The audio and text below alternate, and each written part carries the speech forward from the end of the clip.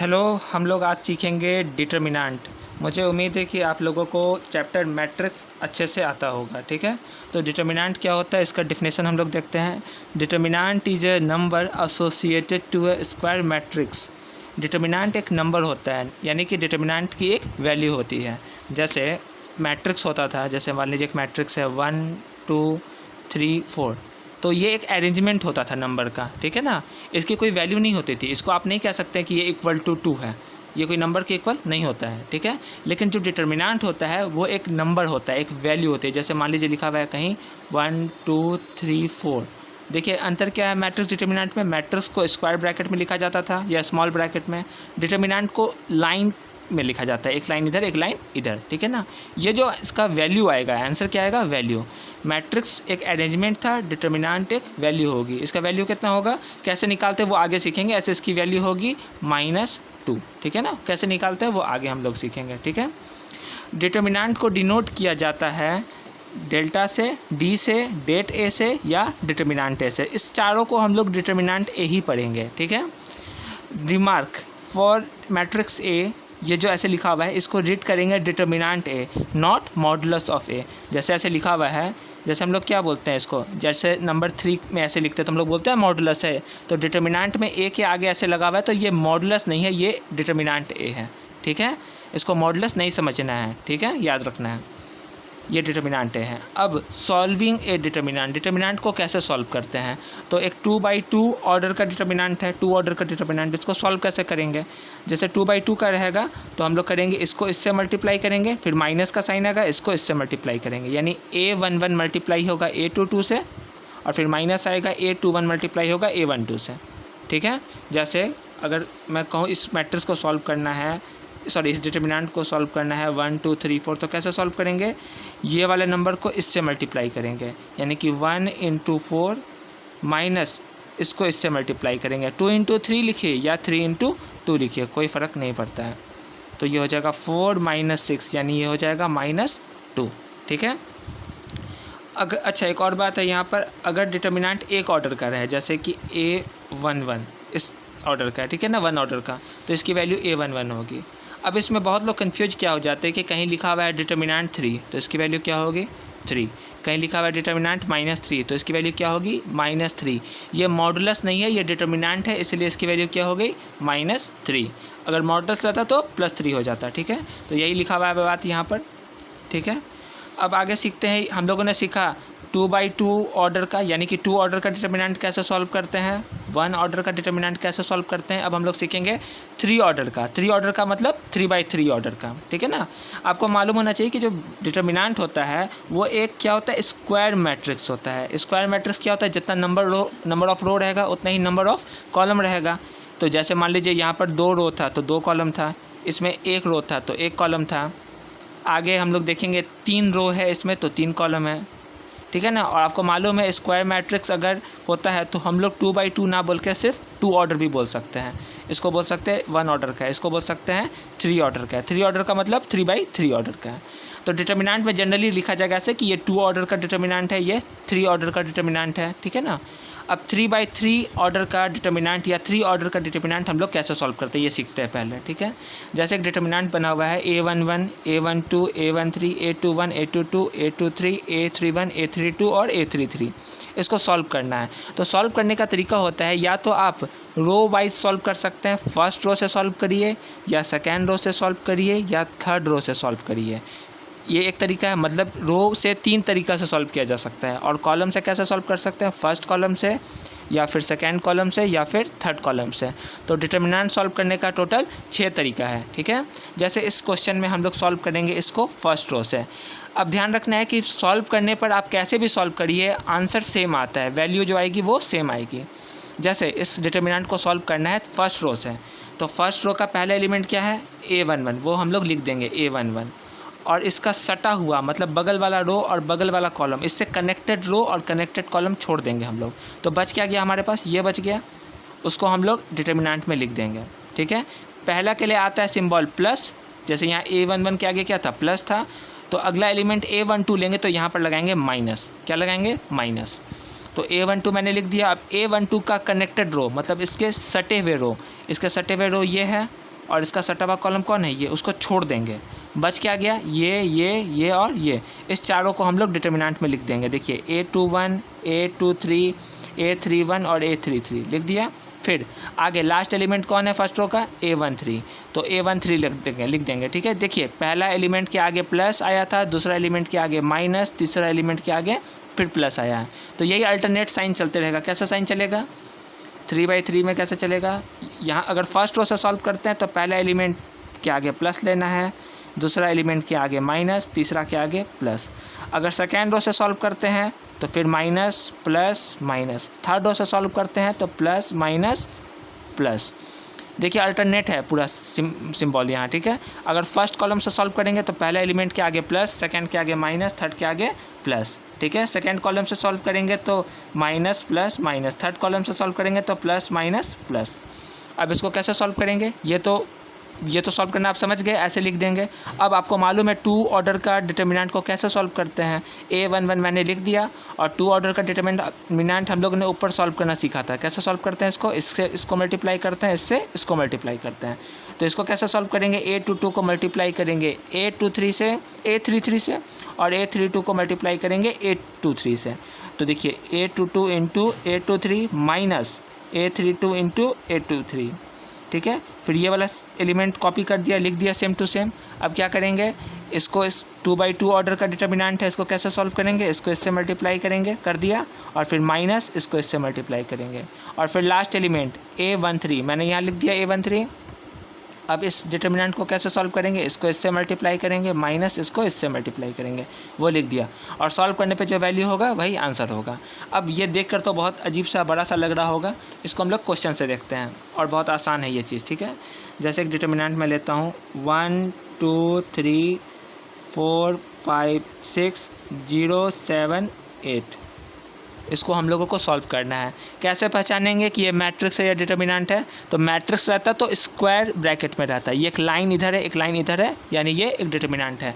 तो हम लोग इसको कैसे सॉल्व कर सकते हैं, इसको फर्स्ट रो से भी सॉल्व कर सकते हैं, सेकेंड रो से भी कर सकते हैं, और थर्ड रो से भी कर सकते हैं, या फिर फर्स्ट कॉलम से भी सॉल्व कर सकते हैं, सेकेंड कॉलम से भी सॉल्व कर सकते हैं, या थर्ड कॉलम से भी सॉल्व कर सकते हैं। ठीक है, तो हम लोग यहाँ सॉल्व करेंगे, सॉल्विंग अलॉन्ग फर्स्ट रो यानी R1, फर्स्ट रो के अलॉन्ग हम लोग इसको सॉल्व करेंगे। तो कैसे सॉल्व करेंगे, फर्स्ट रो का पहले एलिमेंट क्या है, 1 मैंने लिख दिया। अब 1 के सटे हुए रो और सटे हुए कॉलम को मैंने छोड़ दिया। छोड़ने के बाद कौन एलिमेंट बचा, ये 4 एलिमेंट बचा, उसको मैंने यहाँ लिख दिया डिटर्मिनेंट में 5 6 7 8 डिटर्मिनेंट कर दिया। ठीक है, पहला एलिमेंट में क्या आता है आपको मैंने बताया था, ऐसे यहाँ प्लस फिर माइनस फिर प्लस फिर minus plus minus plus minus plus. चूँकि हम लोग फर्स्ट रो से सॉल्व कर रहे हैं तो यही काम होगा हम लोगों का, प्लस फिर माइनस फिर प्लस। तो पहले एलिमेंट के आगे हम लोगों ने प्लस लगाया था, मतलब साइन चेंज नहीं किया था। सेकेंड एलिमेंट के आगे माइनस लगाएंगे, मतलब साइन चेंज कर देंगे। तो 2 है, 2 के आगे क्या लगाएंगे, माइनस, -2 हो गया। अब 2 का सटा हुआ रो और सटा हुआ कॉलम हम लोग छोड़ दिए, तो बच कौन गया, ये 4 एलिमेंट बच गए। इसको हम लोग लिख देंगे 4 6 0 8। ये हो गया सेकेंड एलिमेंट का काम ख़त्म। अब थर्ड एलिमेंट लेना है। थर्ड एलिमेंट क्या है, यहाँ पर 3 है, तो थर्ड एलिमेंट के आगे क्या होता है, प्लस होता है। प्लस मतलब सिंबल चेंज नहीं होता है, तो 3 जैसा है वैसा ही आ जाएगा, 3 लिखा गया। फिर डिटर्मिनेंट मैंने लिख दिया। अब थर्ड एलिमेंट जो है 3, इसका सटा हुआ रो और कॉलम हम लोग छोड़ देंगे, तो बच कौन गया एलिमेंट, ये 4 एलिमेंट बच गया। इसको हम लोग लिख देते हैं, लिख दिया। ठीक है, अब यहाँ मैंने 1 लिख दिया। अब इसको सॉल्व करना है। 2/2 डिटर्मिनेंट को कैसे सॉल्व करते हैं, इसको इससे मल्टीप्लाई करते हैं, माइनस इसको इससे मल्टीप्लाई करते हैं, तो ब्रैकेट लगा दिया। 5 × 8 -6 × 7, या 7 × 6, कोई फ़र्क नहीं पड़ता। फिर -2 लिख दिया, कौन सा -2, ये वाला। फिर इसको इससे मल्टीप्लाई करेंगे तो 4 × 8 -0 × 6, 0 × 6। ठीक है, और फिर +3 लिख दिया। अब 4 × 7 -0 × 5 लिख दिया।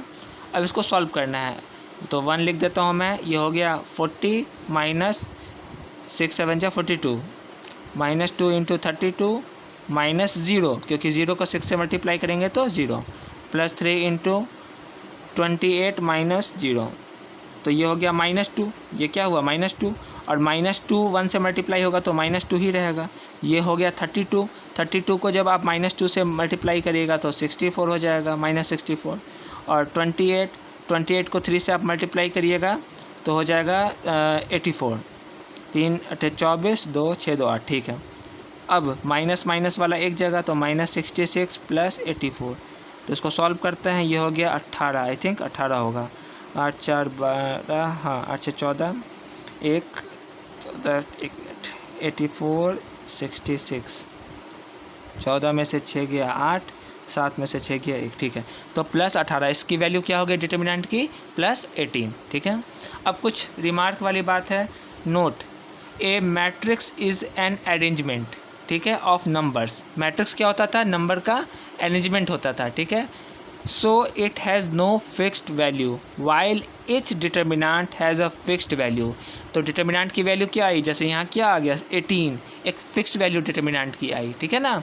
मैट्रिक्स की वैल्यू नहीं होती थी, वो अरेंजमेंट होता था। डिटर्मिनेंट की एक फिक्स वैल्यू होती है।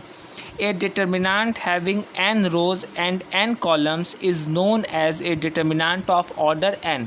मतलब ये डिटर्मिनेंट था, इसमें कितने रो थे? 3 रो थे, और कॉलम कितने थे? 3 कॉलम थे। तो इस डिटर्मिनेंट का ऑर्डर क्या बोल सकते थे? 3/3 बोल सकते थे। लेकिन हम लोग डिटर्मिनेंट में क्या बोलेंगे? ऑर्डर बोलेंगे, केवल ऑर्डर 3 है। क्यों बोलेंगे? क्योंकि एक स्क्वायर मैट्रिक्स के फॉर्म में है, और स्क्वायर मैट्रिक्स में आप 3/3 भी बोल सकते हैं और सिर्फ 3 भी बोल सकते हैं। अगला लास्ट है, the determinant of a non square matrix are not defined, ठीक है। नॉन स्क्वायर मैट्राइसेस जो होंगे, जिसमें number of rows number of column के इक्वल नहीं होंगे, उसका डिटर्मिनेंट हम लोग नहीं निकाल सकते हैं। जैसे कि एग्जांपल हम लोग देखते हैं 1 2 3 4 5 6, इसमें कितने रो हैं? 2 रो हैं, और कॉलम कितने हैं? 3 कॉलम्स है, ऑर्डर 2/3। अब कोई बोले इसको सॉल्व करो डिटर्मिनेंट को, तो इसको सॉल्व हम लोग नहीं कर सकते। कैसे करेंगे?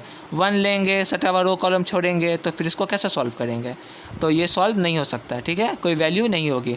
तो डिटर्मिनेंट होने के लिए हमेशा मैट्रिक्स जो है, जो अरेंजमेंट है, उसको कैसा होना चाहिए? स्क्वायर मैट्रिक्स के फॉर्म में होना चाहिए। तो डिटर्मिनेंट कैसा होगा? हमेशा एक स्क्वायर मैट्रिक्स के फॉर्म में होगा। ओके, अब हम लोग कुछ बात सीखते हैं। जैसे मैंने बताया कि किसी मैट्रिक्स को जैसे रो से सॉल्व कर सकते थे, किसी भी रो से, किसी कॉलम से भी सॉल्व कर सकते थे, उसको हम लोग देखते हैं कैसे कर सकते थे।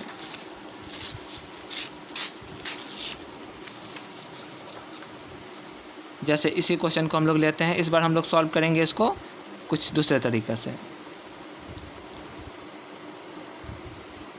जैसे इसमें हम लोगों ने सॉल्व किया था R1 के अलॉन्ग, R1 से सॉल्व किया था और आंसर आया था 18, ठीक है। आंसर क्या था? 18। अब हम लोग इसको सॉल्व करते हैं, या तो सेकेंड रो से भी सॉल्व कर सकते हैं, थर्ड रो से भी, या फर्स्ट कॉलम से भी, या सेकेंड कॉलम से भी, या थर्ड कॉलम से भी। पहले मैं इसको सॉल्व करता हूँ थर्ड रो से, फिर उसके बाद कॉलम वाइज सॉल्व करेंगे। तो थर्ड रो से सॉल्व कर थर्ड रो में तो फर्स्ट रो की तरह ही होगा, सेकेंड रो से सॉल्व करते हैं, कुछ अलग होगा, ठीक है। कैसे बताया था arrangement? Plus minus plus minus plus minus plus minus plus, ठीक है। किसी एक रो या एक ही कॉलम से सॉल्व करेंगे, तीनों रो का यूज़ नहीं होता है इसमें, या तीनों कॉलम का यूज नहीं होता है।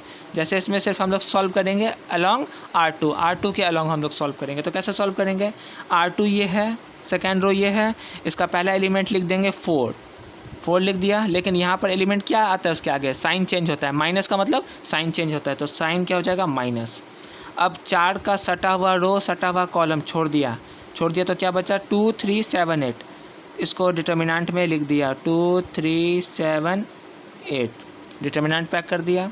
अगला एलिमेंट क्या है सेकेंड रो का? 5 यहाँ पर क्या आता है? प्लस, मतलब साइन चेंज नहीं होगा, तो +5 रहेगा, ऐसे लिख दिया डिटर्मिनेंट। अब 5 का सटा हुआ रो, सटा हुआ कॉलम मैंने छोड़ दिया।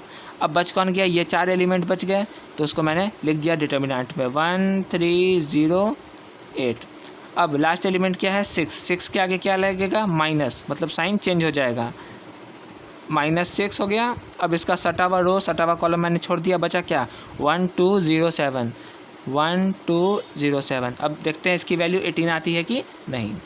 अब ये 2 ऑर्डर का डिटर्मिनेंट है, इसको सॉल्व कैसे करते हैं? इसको इससे, यानी ये हो जाएगा 16 माइनस 21, फिर +5 लिया, सटा हुआ रो कॉलम तो कर दिया था हम लोगों ने। इसको कैसे मल्टीप्लाई करते हैं? इसको इससे 8 -0, और फिर -6, ये हो गया 7 -0, ठीक है, 7 -0। तो -4 इंटू ये घटाएंगे तो हो जाएगा -5 प्लस 5 इंटू 8 में से 0 जाएगा तो 8, माइनस 6 इंटू 7 में से 0 जाएगा 7। ये हो गया प्लस 20 प्लस 40 माइनस 42। तो जोड़ के घटा सकते हैं, ये जोड़ेंगे तो 60 माइनस 42 यानी कि 18। देखिए सेम वैल्यू आया। तो इसको हम लोग सेकेंड रो से भी सॉल्व कर सकते हैं, थर्ड रो से भी सॉल्व कर सकते हैं। एक बार इसको हम लोग कॉलम वाइज किसी कॉलम से सॉल्व करते हैं, ठीक है। तो मैं इसको इस बार सॉल्व करता हूँ थर्ड कॉलम से, ठीक है। 1 सेकेंड, इसी क्वेश्चन को हम लोग फिर से लिख लेते हैं। 1 2 3 4 5 6 0 7 8। इसको अब हम लोग सॉल्व करते हैं अलॉन्ग C3, कॉलम 3 के अलॉन्ग। क्या अरेंजमेंट है, इस तरह से प्लस माइनस चलता है। थर्ड कॉलम के अलॉन्ग क्या अरेंजमेंट होगा, ये वाला। पहला साइन होगा प्लस, फिर माइनस, फिर प्लस। मतलब प्लस का मतलब कि जो एलिमेंट है वैसे ही लिख दीजिए, माइनस का मतलब एलिमेंट का साइन चेंज कर दीजिए, फिर प्लस का मतलब जैसा एलिमेंट है वैसे ही लिख दीजिए, ठीक है। जैसे थर्ड कॉलम से सॉल्व कर रहे हैं हम लोग, तो पहला एलिमेंट क्या है 3। आपको ऐसे गोल नहीं करना है, मैंने बताने के लिए लिखा है, ठीक है ना। तो 3 लिख दिया, 3 का सटा हुआ रो और कॉलम छोड़ दिया, बच क्या गया, ये 4 एलिमेंट बच गए, उसको डिटर्मिनेंट में लिख दिया, ठीक है। पहले के लिए क्या था सिंबल प्लस, तो 3 वैसे ही लिखाया। फिर अगला एलिमेंट क्या है 6 के आगे साइन चेंज करना होगा, माइनस का मतलब साइन चेंज कर दो, तो प्लस 6 था तो माइनस 6 हो गया। अब इसका सटा हुआ रो और सटा हुआ कॉलम मैंने छोड़ दिया, ये सटा हुआ रो सटा हुआ कॉलम, बचा क्या ये, तो 1 2 0 7, ठीक है। और फिर लास्ट एलिमेंट क्या है 8 के आगे क्या लगाना है प्लस मतलब साइन चेंज नहीं करना है, तो 8 वैसे ही लिखा गया। इसका कनेक्टेड रो कनेक्टेड कॉलम, सटा हुआ रो सटा हुआ कॉलम छोड़ दिया, तो बचा क्या 1 2 4 5, ठीक है। अब इसको सॉल्व करते हैं। 2/2 का कैसे सॉल्व करते हैं, इसको इससे मल्टीप्लाई करेंगे, माइनस इसको इससे मल्टीप्लाई करेंगे, तो 7 4 = 28 माइनस 0 माइनस 7 माइनस 0 और प्लस 8 इंटू 5 माइनस 8, ये हो गया 84 माइनस 42 प्लस 8 इंटू माइनस 3, ये हो गया 42 माइनस 24। अब इसको सॉल्व करते हैं, तो आई थिंक 12 में से 4 गया 8, 3 में से 2 गया 1, 18, वापस वही वैल्यू आ गई। तो डिटर्मिनेंट को किसी भी रो या किसी भी कॉलम से हम लोग सॉल्व कर सकते हैं, कोई फ़र्क नहीं पड़ता, किसी एक रो से सॉल्व करिए या किसी एक कॉलम से सॉल्व करिए, ठीक है। इसमें कोई दिक्कत नहीं होनी चाहिए। अब कुछ ज़रूरी बात, जैसे मैट्रिक्स रहता था, मान लीजिए 2 4 6 8 4 0 5 7 और मान लीजिए 10 रहता है, ठीक है, एक मैट्रिक्स है। अब इसमें नंबर जब हम लोग कॉमन लेते थे नंबर, तो हम लोग देखते थे कि जैसे यहाँ 2 मैंने कॉमन ले लिया, तो हर एक एलिमेंट से 2 कॉमन आ जाता था। जैसे ये 1 हो गया, इसमें 2 कॉमन आ गया, तो ये 2 हो गया, ये 3 हो गया, ये 4 हो गया, ये 2 हो गया। 0 में तो कुछ भी कॉमन नहीं होता है, तो 0 में तो सब कॉमन होता है, कुछ भी नहीं सब कॉमन होता है, तो ये 0 वैसे ही रह गया, ठीक है। ये हो जाएगा 5/2, ये हो गया 7/2, ये हो गया 5। कॉमन कैसे लिए, इस नंबर से वापस मल्टीप्लाई करेंगे तो हर एक नंबर क्या होगा मल्टीप्लाई हो जाएगा, तो फिर आ जाएगा 2 4 6 8 10 4 और फिर 10, ठीक है ना, लास्ट एलिमेंट 10, ठीक है। तो इस तरह से हम लोग कर सकते थे मैट्रिक्स में। इसको थोड़ा और आसान से समझते हैं, जैसे 2/2 में अच्छा रहेगा समझाना। जैसे लिखा हुआ है 2 4 6 8, ठीक है। मान लीजिए इसमें एलिमेंट कॉमन लेना था हम लोगों को, तो हर एक एलिमेंट में वो नंबर कॉमन होना चाहिए। जैसे 2 कॉमन है, तो ये क्या बच जाएगा 1 2 3 4, ये एक मैट्रिक्स था, तो ऐसे कर सकते थे। लेकिन डिटर्मिनेंट में जब कॉमन लेते हैं हम लोग, तो किसी एक रो या किसी एक कॉलम से कॉमन लेते हैं। जैसे यहाँ लिखा हुआ है 2 4 6 8, ये डिटर्मिनेंट है। अगर कॉमन लेना है आपको, तो आपको किसी एक रो से कॉमन लेना होगा या किसी एक कॉलम से। जैसे मैं इसमें से फर्स्ट रो से कॉमन ले लेता हूँ 2, ठीक है ना। पूरा जैसे मैट्रिक्स में पूरा में कॉमन होना चाहिए था, हर एक एलिमेंट में नंबर कॉमन होना चाहिए था, लेकिन डिटर्मिनेंट में ये ज़रूरी नहीं है। डिटर्मिनेंट में किसी एक रो या किसी एक कॉलम से नंबर हम लोग कॉमन ले सकते हैं। जैसे यहाँ फर्स्ट रो से मैंने कॉमन ले लिया 2 कॉमन लेते क्या बच गया, ये हो गया 1, ये हो गया 2। सेकेंड रो से तो कुछ कॉमन नहीं लिया था, तो वो सेम टू सेम वैसे ही लिखा गया।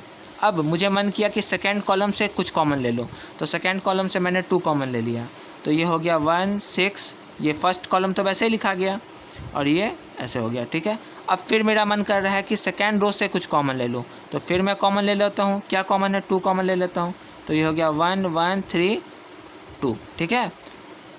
अब इसको मान लीजिए मल्टीप्लाई करते तो हो गया 8, और ये डिटर्मिनेंट कैसे सॉल्व करेंगे, इसको इससे मल्टीप्लाई माइनस इसको इससे मल्टीप्लाई, तो ये हो गया 2 - 3, यानी कि हो गया -1 × 8 -8, ठीक है। और अगर मान लीजिए आप डायरेक्ट भी सॉल्व करते हैं इसको तो क्या आता -8, कैसे, ये हो गया 16 - 24, ये हो गया कितना -8। मेन आपको सीखना था कि कॉमन कैसे लेते हैं, डिटर्मिनेंट में किसी एक रो से कॉमन लेते हैं या किसी एक कॉलम से कॉमन लेते हैं, और मैट्रिक्स में कॉमन लेते हैं तो हर एक एलिमेंट में कॉमन आना चाहिए नंबर। अब इसी का उल्टा बात हम लोग समझते हैं, इसी का जस्ट रिवर्स बात। जैसे अगर लिखा हुआ है एक मैट्रिक्स 1 2 3/2 और 4, जैसे एक नंबर है 2, इससे हम लोगों को किसी मैट्रिक्स में मल्टीप्लाई करना है, तो ये नंबर से हर एक एलिमेंट मल्टीप्लाई होगा, तो ये क्या हो जाएगा 2 4, ठीक है। 3/2 को जब आप 2 से मल्टीप्लाई करिएगा तो ये हो जाएगा 3 और ये हो जाएगा 8, ठीक है। हर एक नंबर मल्टीप्लाई हुआ। अब डिटर्मिनेंट में किसी नंबर से अगर मल्टीप्लाई हम लोगों को करना है, जैसे यही क्वेश्चन डिटर्मिनेंट में है, तो हम लोग पूरा नंबर को मल्टीप्लाई नहीं करेंगे 2 से, या तो किसी एक रो को मल्टीप्लाई करेंगे या किसी भी एक कॉलम को मल्टीप्लाई करेंगे, जो मन करे। आपका मन हो तो आप फर्स्ट रो को मल्टीप्लाई कर सकते हैं केवल 2 से, या सेकेंड रो को कर सकते हैं, या फर्स्ट कॉलम को कर सकते हैं, या सेकेंड कॉलम को कर सकते हैं। जैसे मुझे मन कर रहा है कि इस 2 से सिर्फ सेकेंड कॉलम को मल्टीप्लाई करूँ, तो क्या हो जाएगा 1 2 वैसे ही लिखा जाएगा। अब 2 3/2 से मल्टीप्लाई होगा तो 3 हो जाएगा, 2 जब 4 से मल्टीप्लाई होगा तो 8 हो जाएगा। अब इसको हम लोग सॉल्व कर सकते हैं, 8 - 6 यानी हो गया 8 - 6 हो गया 2। आप चाहते तो यही यहाँ पे भी सॉल्व कर सकते थे यहाँ पर, और फिर 2 से मल्टीप्लाई कर देते। जैसे 2 लिख दिया, इसको मल्टीप्लाई किया तो हो गया 4, और इसको जब मल्टीप्लाई किया तो हो गया 3। कैसे 2 2 कट गया 3, इसकी वैल्यू क्या आई 2। ये मैंने तरीका बताया कोई नंबर से कैसे मल्टीप्लाई करते हैं। अगर आपको मन है इसको सेकेंड रो से ना मल्टीप्लाई करके मन कर रहा है कि आप फर्स्ट कॉलम से मल्टीप्लाई करें इस 2 से, तब भी आप कर सकते हैं। सेकेंड कॉलम वैसे ही लिखा गया, इस 2 को जब 1 से मल्टीप्लाई करेंगे तो 2, और 2 को जब 3/2 से मल्टीप्लाई करेंगे तो 3, इसकी भी वैल्यू निकालिए, सेम आएगा। ये हो गया 8 - 6, कितना हो गया 2। तो इस तरह से कॉमन भी ले सकते हैं, सीख गए हम लोग, और कोई नंबर से मल्टीप्लाई कैसे करते हैं डिटर्मिनेंट में, ये भी सीख गए। तो इससे उम्मीद है पहला एक्सरसाइज NCERT का आप लोगों से बन जाएगा। एक फार्मूला होता है, इसको आप सीख लीजिए, KA का whole determinant equal to K⁴n into determinant A, ठीक है। इसका क्या मतलब है, अगर कोई बोल रहा है कि 3A का होल डिटर्मिनेंट निकालिए, मतलब 3 क्या है, एक नंबर है, A क्या है, एक मैट्रिक्स है। 3A एक मैट्रिक्स होगा, उसका डिटर्मिनेंट निकालिए, ये इक्वल होगा 3⁴n इंटू डिटर्मिनेंट A के। अब n क्या है, n है ऑर्डर। जैसे कोई बोल दिया कि A एक मैट्रिक्स है, ये 2 ऑर्डर का, किस ऑर्डर का है, 2 ऑर्डर का। 2 ऑर्डर का कहने का मतलब है 2/2 ऑर्डर का है, इसको हम लोग सिर्फ 2 ऑर्डर भी बोल सकते हैं। तो n की वैल्यू क्या हो गई, 2 हो गई, ठीक है। अब कोई बोलेगा कि बताइए 4 × A का डिटर्मिनेंट। अब A मैट्रिक्स तो बस बताया गया है कि ये 2 ऑर्डर का है, मैट्रिक्स किस तरह का है 2 ऑर्डर का ये तो नहीं बताया गया, कैसा ऑर्डर का कैसा मैट्रिक्स है वो तो बताया नहीं गया, बस बता दिया गया मैट्रिक्स 2 ऑर्डर का है। और वैल्यू निकालना है 4A मैट्रिक्स जो है उसकी डिटर्मिनेंट की, जो मैट्रिक्स है उसको 4 से मल्टीप्लाई करिए और उसका डिटर्मिनेंट निकालिए, उसकी वैल्यू निकालनी है। तो कैसे निकालें हम लोगों को तो नंबर मालूम ही नहीं है, तो इस फार्मूला को अप्लाई करेंगे हम लोग।